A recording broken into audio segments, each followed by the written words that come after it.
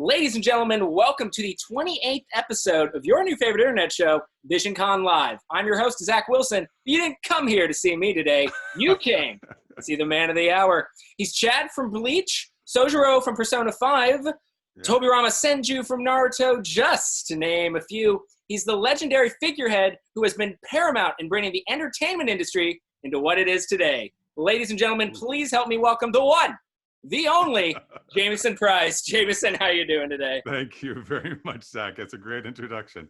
I'm doing pretty well. It's a little warm here in California. Oh, yeah, but, I've heard it's like upwards of like over 120 in certain areas. Yeah, I think up in the valley they hit up over 120, which was insane. Luckily, I'm near the ocean, near the beach. A little bit more temperate here, so that's good. Oh, I cannot imagine, coming from California myself, it's definitely something I'm grateful to be in here right now. But I did want to mention, that intro, I never say anything I don't mean.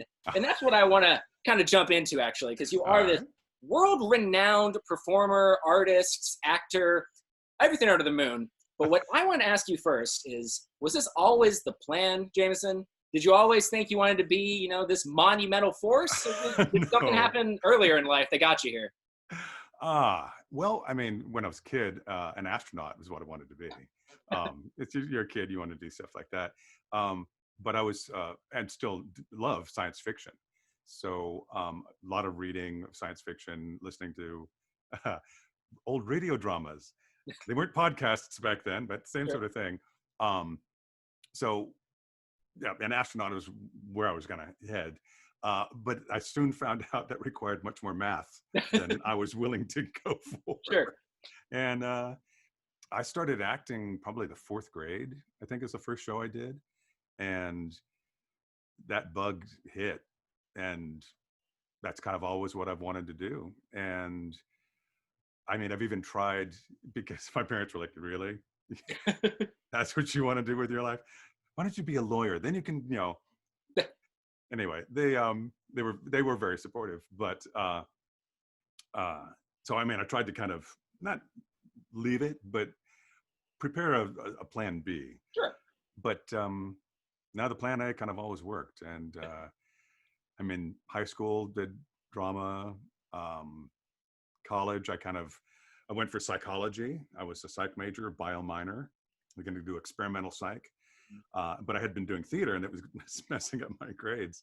So I put that aside, concentrated on the psych, and I took statistics. Again, math just killed me. And in stats, they kind of tell you that you assume this number to be this and you base all your research on top of that. And I went, why do we assume that to be that? And they didn't tell me. Now, I'm assuming later on now in life that they would have told me why they were assuming a number to be a number.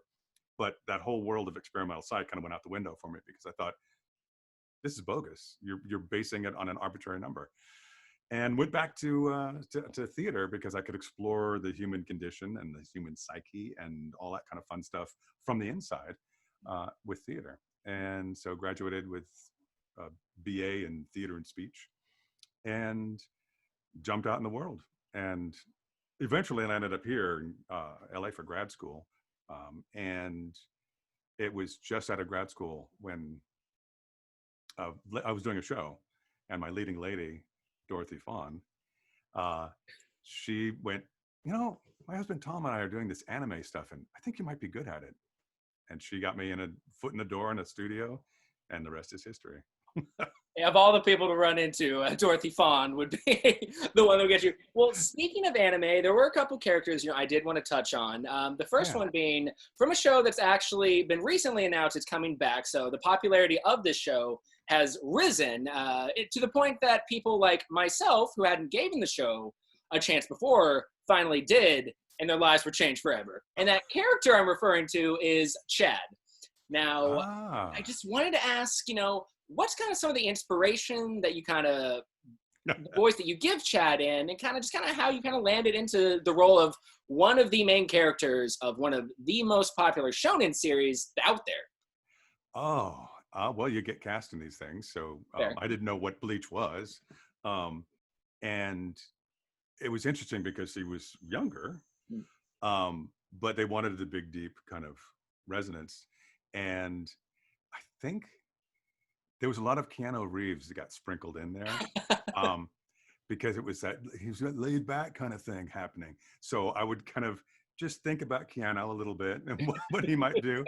Uh, and then he's also judged as a fighter, so there was aspects of that had to come into play. Sure, sure. And so, what did you ever expect? You didn't really know what Bleach was at the time, but did you ever expect it? You didn't expect it to be what it is today. No, with like how many hundreds of episodes? It was incredible. God. We just kept recording and recording. And then the next one, which I mentioned a little bit ago, and this is kind of jumping a little bit from anime into the video game realm, and that, of course, is Sojiro from Persona 5. So yes. You voiced personally my favorite character in that game, and with Persona 5 Royal recently came out, you got a little even more lines and just a lot more airtime for your character. So kind of, were there any unique and special things about Sojiro that you kind of did in that game? Oh, Sojiro was a lot of fun. I loved his arc. I mean, kind of starting off as a grumpy old man, and being really kind of like to the player. But then you discover, the wonderful backstory and his relationship with Futaba's mother, and then kind of how he cares for Futaba, and he's good at heart, even though he's got this hard shell exterior.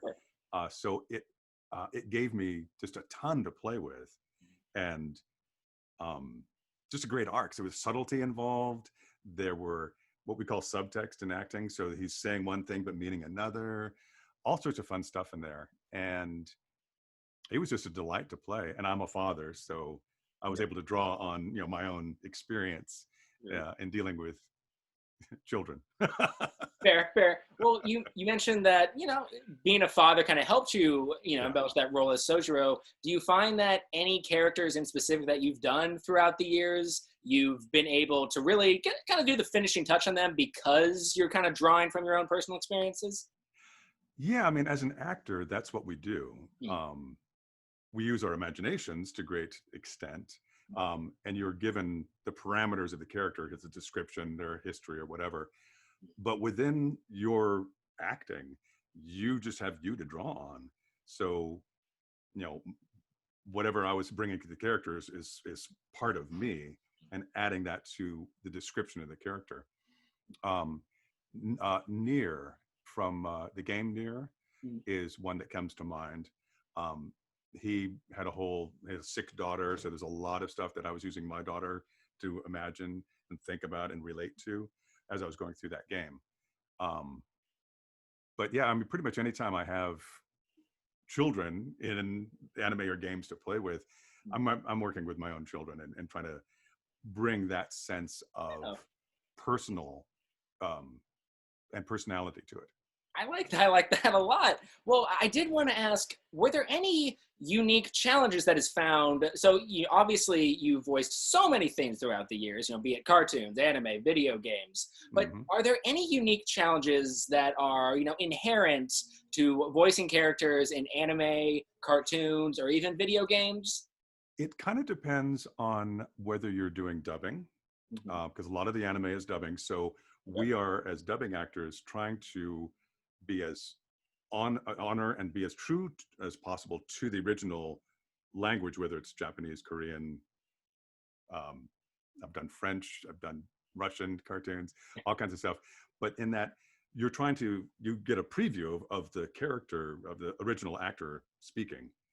And so you get a feel of, okay, this is where they're going with it. So you are constrained somewhat in anime or in dubbing by another actor's interpretation.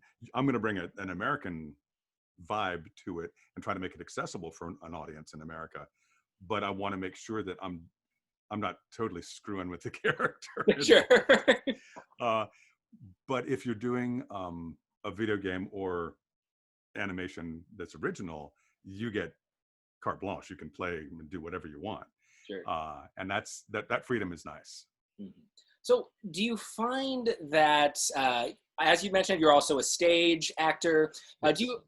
so voice acting, let's be clear, guys, two sides of the same coin. But what I did want to draw on is that, especially when you're dubbing anime, it's often just you and like the sound producer, sound engineer, the room. Mm-hmm. And so you can't really play off, other people in that sense. So how do you use, your stage and, just like in-person, filming actor expertise to kind of give the characters a little extra edge when you go into dub? It's all with your imagination.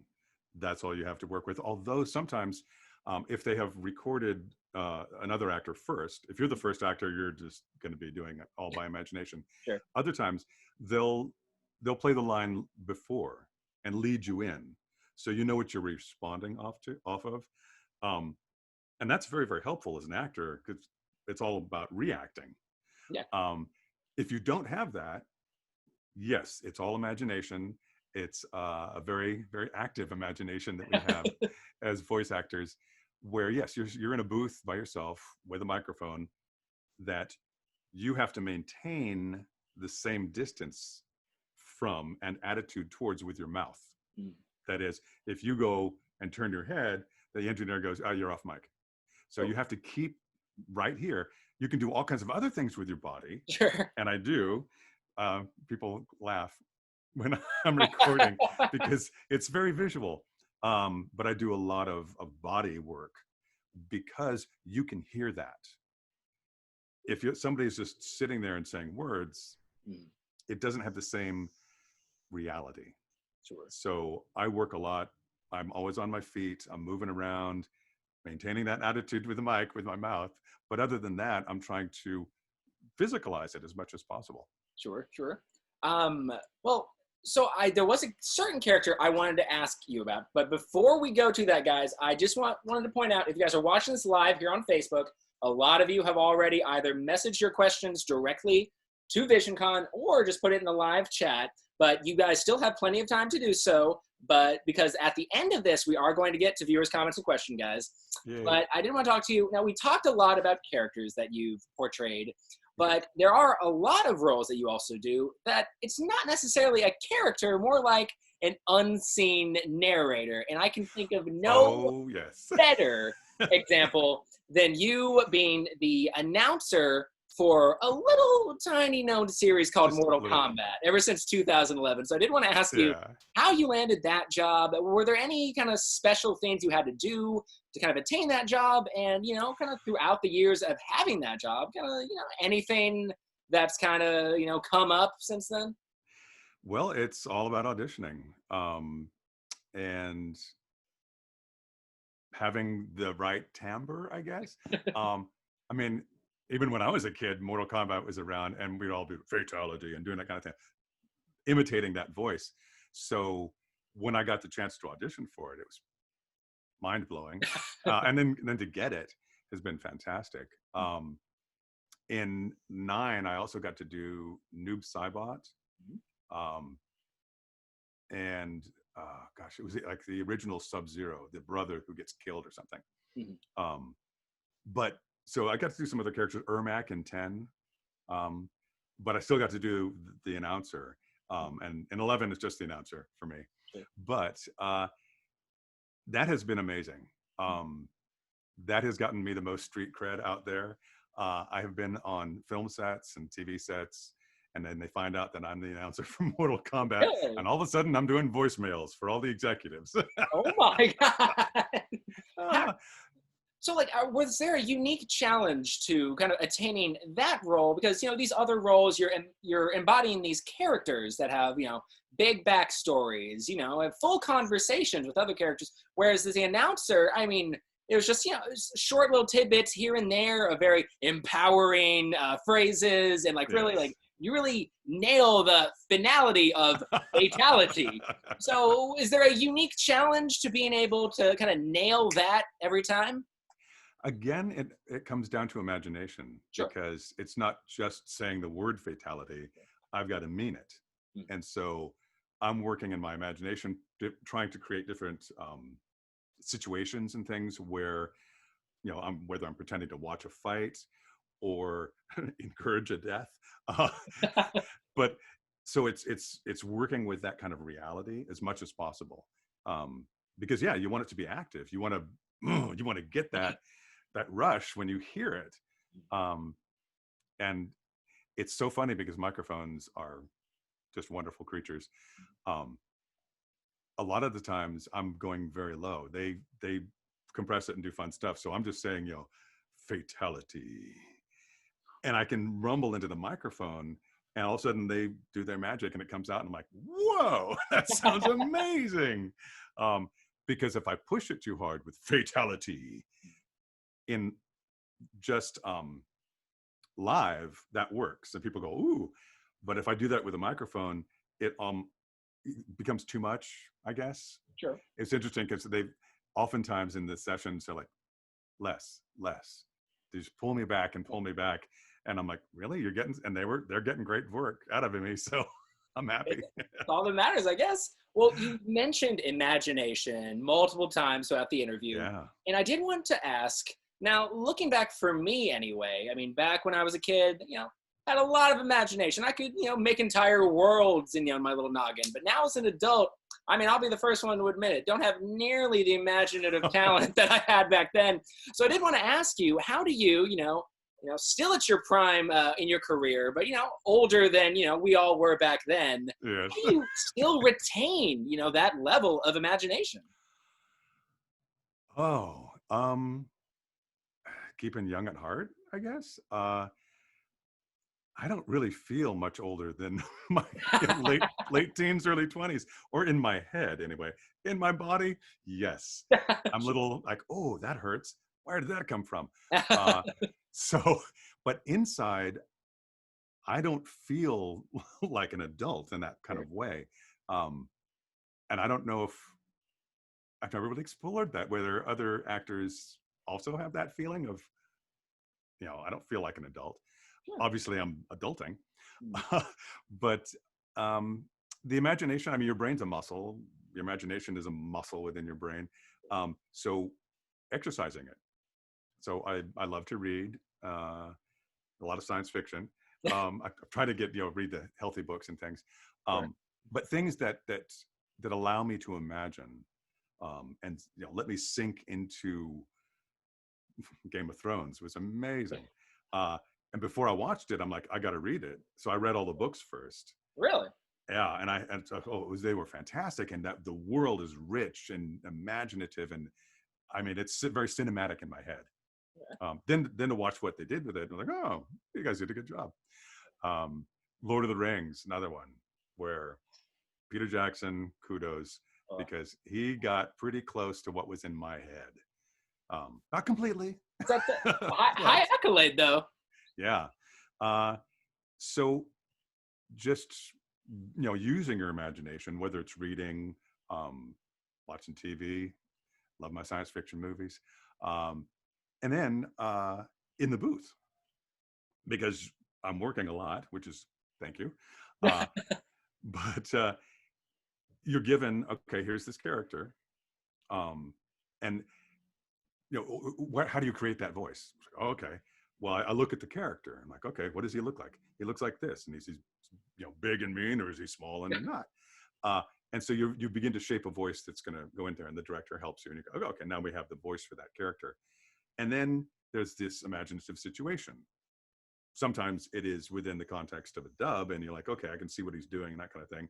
Other times it's just description on the script, and you're like, oh, that's what I'm doing. Okay. So there's a lot of exercising of the imagination that goes into this work, and that keeps you sharp.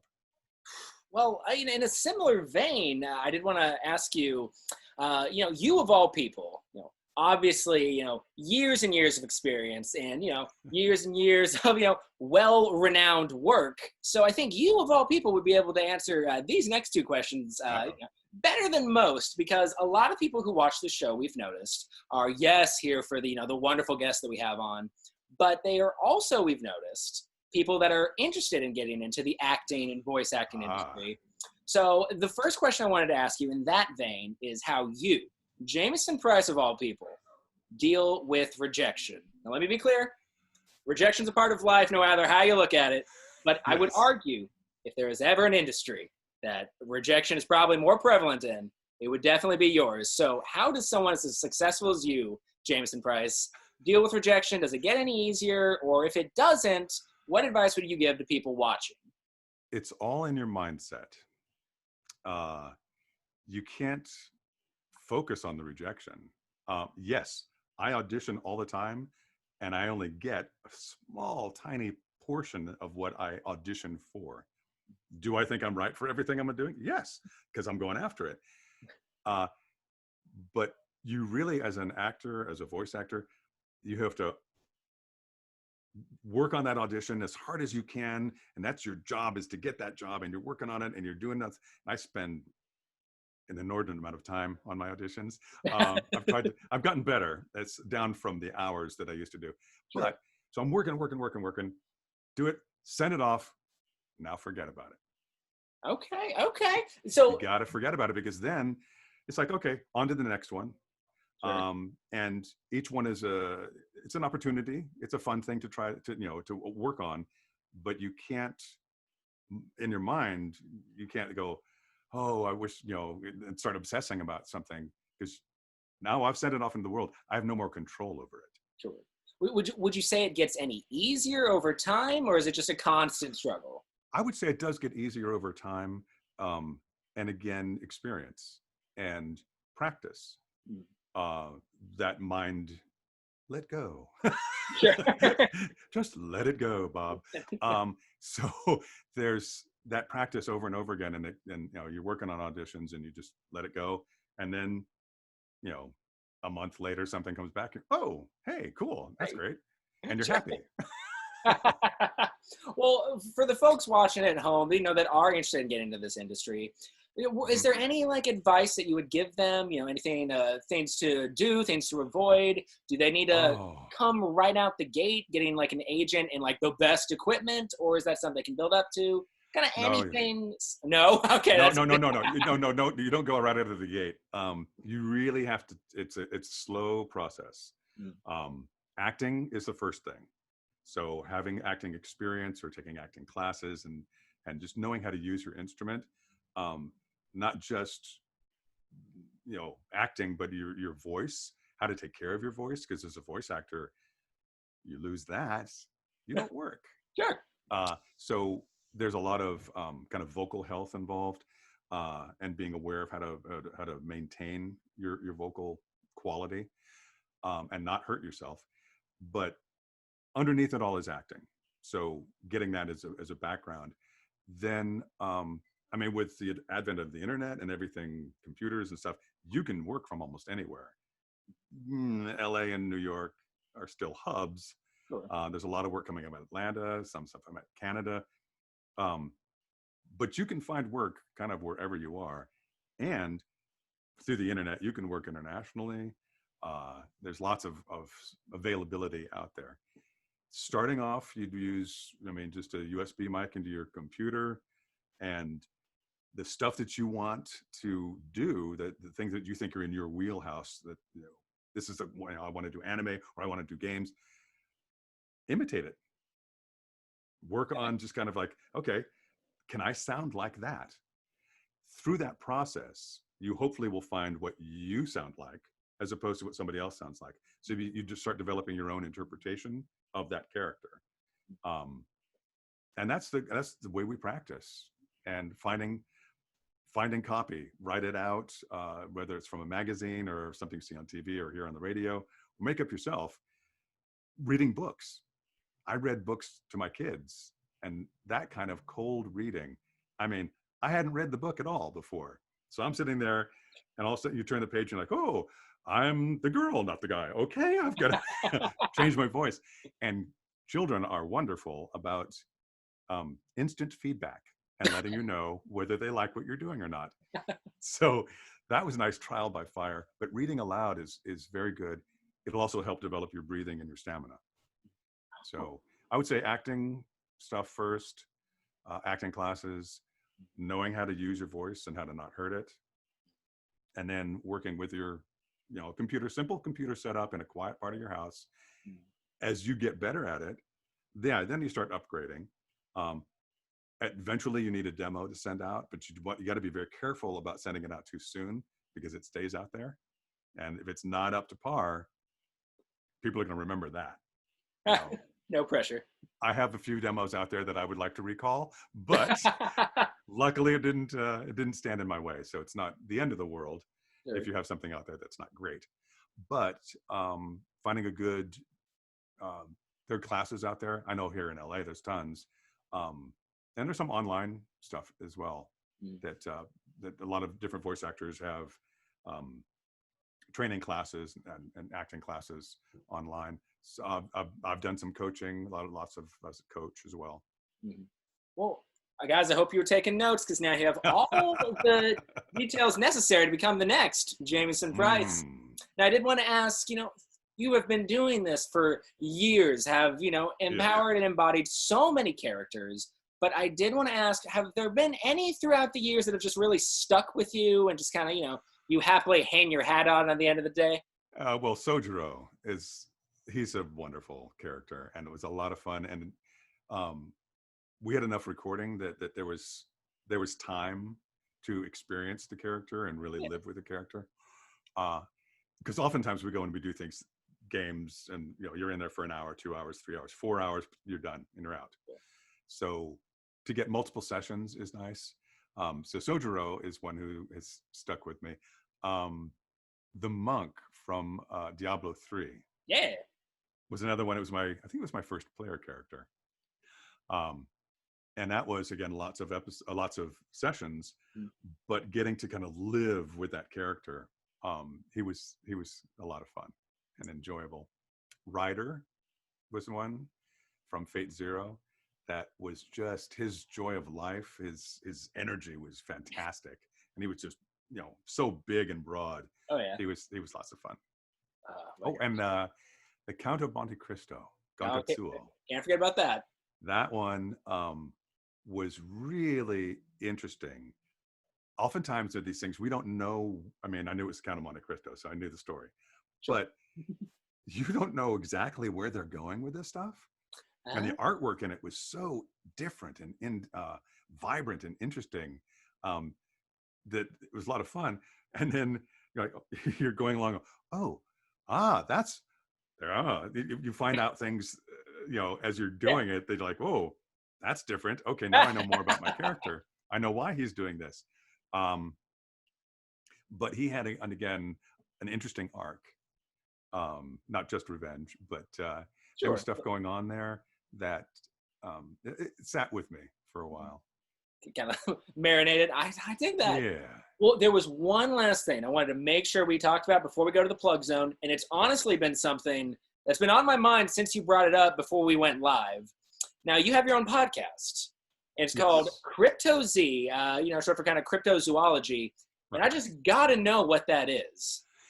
So this was very, very interesting because the director approached me middle of last year, something like that, maybe anyway.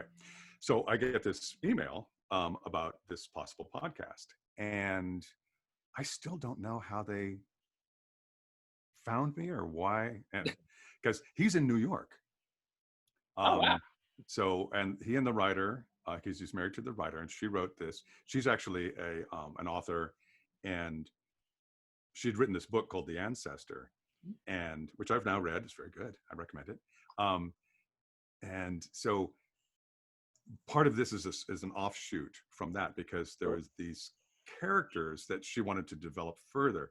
And then that became this podcast, CryptoZ. So the director contacts me from New York and wants to do this. So we're like, how are we going to handle this? And the female lead, she was in London. What? So I'm here in LA, she's in London, he's in New York. Okay, so we used Source Connect, which now all of our voice actors know about Source Connect. And we were able to hear each other in real time. They recorded in London, I recorded here in LA. The director directed us. But again, talk about imagination. We had a script, and okay, this is, you're climbing the Alps, you're looking for Yeti. It's like, whoa, okay. So it's really cold. It may be blistering hot in your studio because my booth is not air conditioned. But you're having to imagine that. There was a lot of I mean, we were skiing down the Alps at one point and jumping over chasms. So there's all this stuff that you're having to imagine and be active in there. We then take our recordings and then send them to the director and the sound designer, and they would put them all together. So along comes COVID, and we're all doing this now remote. And like, I've already done this. I know how this works. Got a leg up on all of us. So I had a little leg up there. But so CryptoZ is available on Apple Podcasts. Episodes 1 through 5 are up. They're anywhere from like just under 20 minutes to a little over 30 minutes. So they're nice little chunks. They're not, there's not a huge time involvement. But like an old radio play, there are sound effects.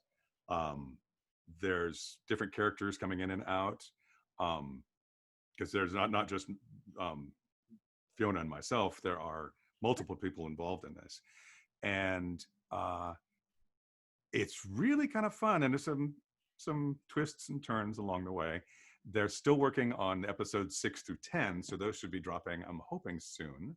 Because what we were doing a little Sunday Zoom where the director would air the episode and we'd all listen and then chat with fans who are on the site.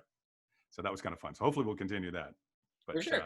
But yeah, so check it out, Apple Podcasts, CryptoZ, and hopefully we'll have another season after that. There we go. And for those of you watching this live on Facebook, I put the link to CryptoZ on Apple Podcasts in the live chat, or if you're watching this later on YouTube, it's going to be the description in the box below, along with a lot of other links, which perfectly segues my way to, guys, this is your last chance, if you haven't already commented or messaged Visioncon directly your comments or questions, because, ladies and gentlemen, we're in the plug zone. Jamieson Price, now is your chance to promote, advertise, plug, whatever verb you want to use, anything you want. The floor is yours, sir.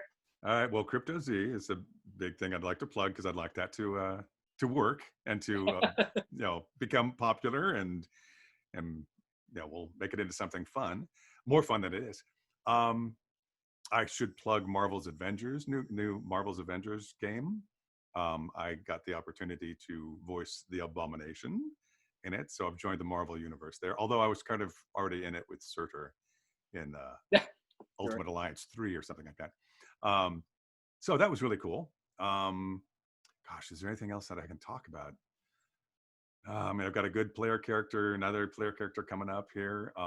We're still recording. The lockdown has interrupted it big time, but I'm hoping that's going to be it looks great. We're having a lot of fun recording it. So we'll see on that one, but I can't talk about it yet. Sure. Well, as I'm subscribing to CryptoZ on podcast, guys, if people just want to hear or see more from you, kind of where can they find more of Jamieson Price? Well, I'm on Cameo, so people can contact me there, have me say fun things. I'm actually trying to work on my website. I've neglected it for way too long. But since we're all kind of sitting around, not exactly doing nothing, but there's time on our hands, doing some recording, whether it's some original poetry from my youth, my angst-ridden youth, or some public domain stuff because I don't want to step on copyrights. But I'm trying to figure out how to have fans request a certain poem or a short story or something, and to make that viable for a fan base. And I don't know quite how to do that yet, but it's in my mind, and there you go. It might work out. Nothing ventured, nothing gained. True. And then, so guys, I've compiled all of those links, as well as Jamieson's Facebook public profile, Instagram, and Twitter, all in the live chat, or if you're watching this on YouTube, obviously the description below. And with that, guys, we're out of the plug zone and into viewers' comments and questions. So like I always do, guys, I'm just going to kind of do it a 50-50 split between the messenger and the live chat. So give me just one sec, guys. Okay. Alrighty, guys. So a lot of people saying hi to both of us. Okay, so we got Aaron. I'm going to start off with you, bud. He's going to ask if Digimon Data Squad teamed up with Marvel's Agents of S.H.I.E.L.D., which of the following would Commander Samson and Kudamon team up with? Peggy Carter, Nick Fury, or Phil Coulson? Oh, Aaron. Oh, man. I think I have to go with Phil Coulson. Phil Coulson. Any particular reason why? Oh, he's just so good.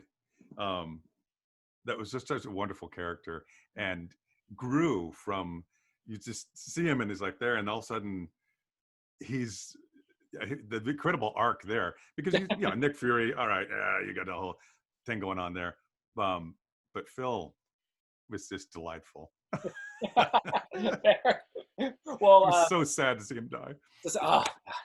Well, Chris messaged it and wanted to know, what was your favorite part of voicing Toby Rama? Ooh. That's tough. I mean, he was fun because he's very spiritual. And I don't know, I guess because he's very, he never lost it. He was always he really did. very, very together on his, how to do this and do that, and his instructions. He didn't panic. So I think that's my favorite part of him. I dig it. But yeah, Toby Rama was cool. He was definitely a big foil to his brother, that's for sure. Oh, yes. So Nate wrote in and wanted to know, so he said, you're sort of known for playing very gritty, serious, fatherly characters for doing narration. How do you go about doing more comedic roles like General Jelly Jiggler? That's a deep cut. I dig that. I know. I was wondering if anybody bring up old Jelly Jiggler. That's wow. Before that, I did something called Moncauley Nights, and I was a dad in that one, but he was a kind of an absent-minded professor dad. And the director, Michael Sorich, dear friend, fantastic actor, great director. He managed to get stuff out of me. I'm like, I did not know I was going to be able to go there. So that was a huge kind of, I live down here in the gritty, deep kind of thing. But then he was taking me all over the place. And then Bobo took that out of the galaxy. I wonder to this day, the writers on that show, what they were thinking. I mean, it's amazing. And General Jelly Jiggler got everywhere from military guy to geisha girl. I mean, it was so crazy and wild. And we were watching, of course, the Japanese, interpretation, and then having to work within that and try to honor it and give it justice, and also be American about it. So that was a really interesting challenge, and that took me places that were pretty crazy. Well, we got time for 2 more questions, guys. So Maureen wrote in and wanted to know, what was your favorite, Chad line or quote? Oh, favorite Chad. There was something about his right arm, and I got to do it was Spanish, izquierdo.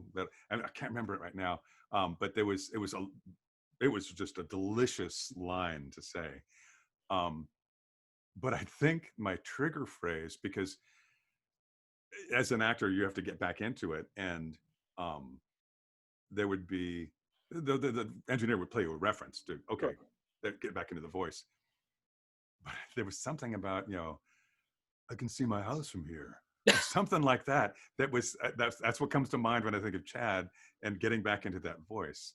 But the right arm, izquierdo, can't remember it. But there was a big, nice kind of battle cry that he had. That was Sure. so much fun. Well, we got one last question from Okay. Nate. He said, you mentioned Yuri from Planets earlier in the chat. Are Yes. there any anime you've been in that you feel deserves a bit more attention? Oh. Well, all of them. Fair. I can't think. I mean, there's so many that are so much fun. I mean, Planetus was great. I'm trying to think of some of that early. Wild Arms comes to mind. That one was really kind of fun and interesting. It was a fun character, as I recall. That was a while ago. Trying to think if Last Man was anime or original. Close enough. But Last Man was very cool. That was more recent, 2016, I think. I was checking out my IMDb beforehand, trying to remember some of this stuff. And Howard in that was interesting. Lots of fun. Yeah. Oh, Levius from Hugo from Levius. That's another recent one. Whereas a big fighter, but again, he had an interesting arc. He wasn't just the big beefy guy. He had a heart. He changed. That's what we like as actors, be able to play an arc. For sure. Well, guys, ladies and gentlemen, that's about all time we've got for episode 28. So before we sign off, though, Jamieson, is there anything you want to leave us off on? I think we covered a lot of stuff, Zach. That was great. So, that was a lot of fun. Hope that Visioncon is doing well and online for now. But, hopefully, some next year or when we get back into the swing of things, I'd love to come out and visit. Yeah, yes, please. But only way out is through, guys. So just keep hanging in there, guys. We're all in this together. But until then, ladies and gentlemen, this has been episode 28 of Visioncon Live. Thank you guys so much for tuning in, and make sure to tune in next Sunday, September 20th at 7:30 p.m. Central Time for episode 28 or 29 of Visioncon Live with my special guest Chris Rager, Mr. Satan, obviously, and Josh Martin, Majin Buu. But until next time, guys, my name's Zach Wilson, but much more importantly, this has been my special guest, Jamieson Price. Make sure to check out the links down below in the description. And always remember, guys, that life's better when you've got friends to share it with.